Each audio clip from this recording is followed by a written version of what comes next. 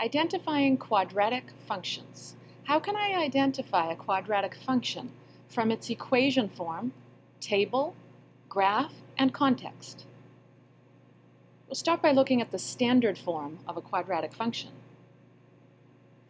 A quadratic function is a function that can be written in the form f of x equals ax squared plus bx plus c, where a is not equal to 0. In other words, a quadratic function will always have a quadratic term or an x squared term. It will usually have a linear term or an x term and a constant term or a number. So in this quadratic function, 3x squared plus 4x plus 1, the quadratic term is 3x squared. 4x is the linear term and 1 is the constant term. Some practice identifying quadratic functions written in algebraic form.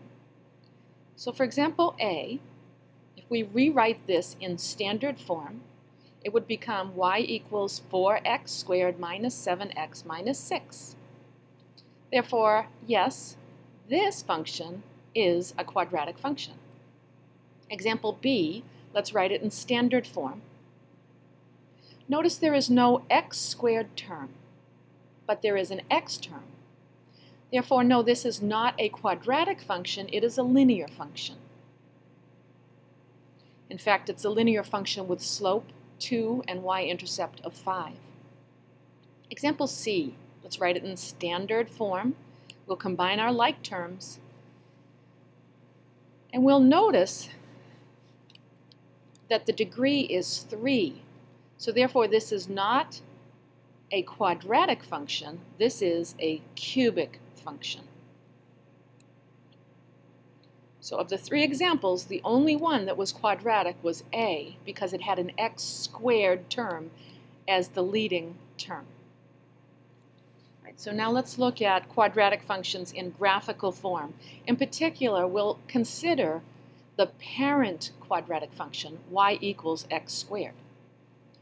So let's take these various values of x as inputs and let's square them to get the corresponding y value.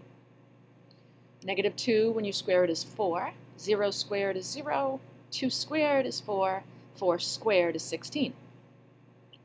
So for my graph, the negative 4, 16 would be off my grid. But I could graph negative 2, 4, and 0, 0, and 2, 4. And in fact, if I have an input of negative 1, 1 would be the output. So negative 1, 1 and 1, 1 would also lie on this curve. Now we're going to connect the dots with a smooth curve, and we'll notice that this graph of this quadratic function is a U-shaped curve. It's called a parabola. In this case, the parabola opens up. Let's take a look at another equation of a quadratic function. We'll graph it by making a table of values. If negative 2 is my input, let's square negative 2. I get 4. 4 times negative 3 is negative 12. With negative 1 as my input, negative 1 squared is 1. 1 times negative 3 is negative 3. 0, 0 would lie on this curve. 1 squared is 1. 1 times negative 3 is negative 3. And 2 squared is 4 times negative 3 is negative 12. Now we can plot these points on our coordinate plane.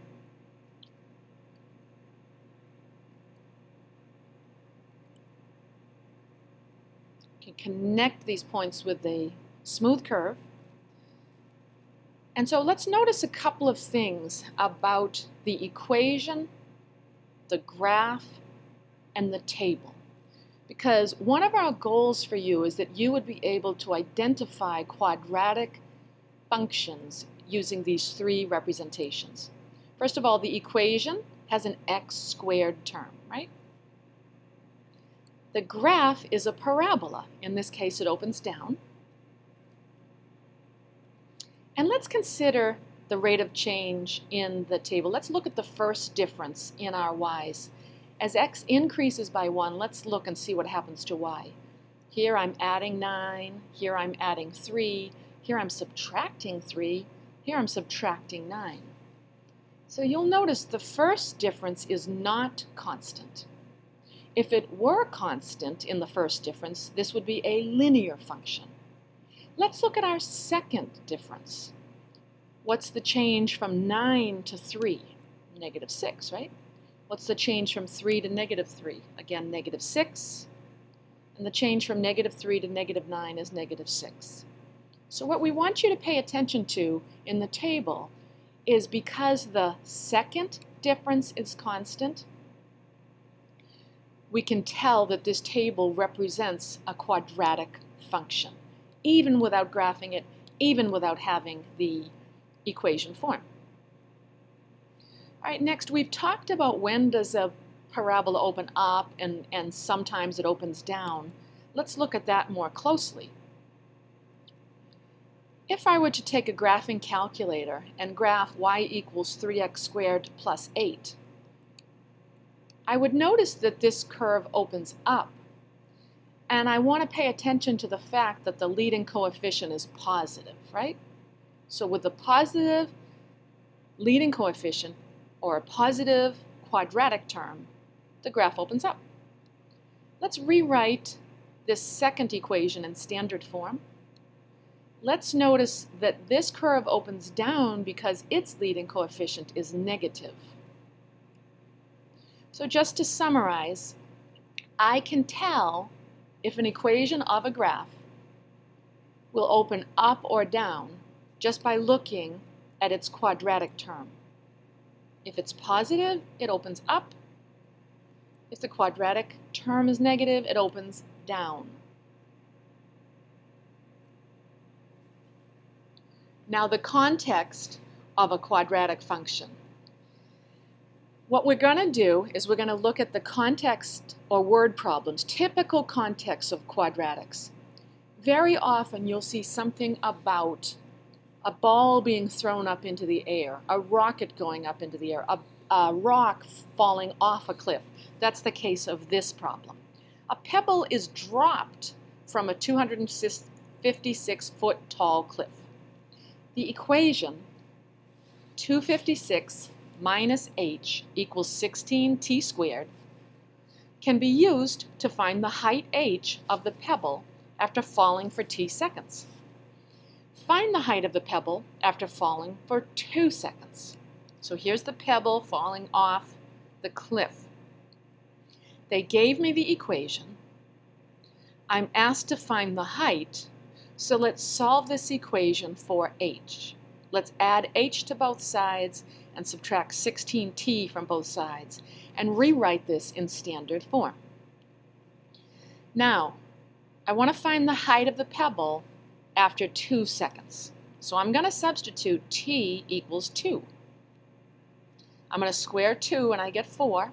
I'll multiply that by negative 16 and then I'll add 256. I get 192 feet.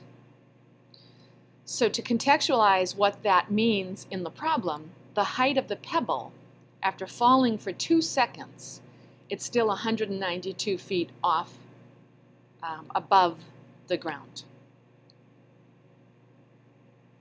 Right, so we have some practice problems for you to try.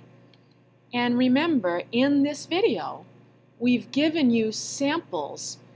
Pay special attention to the directions so that you can rewind the video and look to see how would I solve similar problems. Good luck.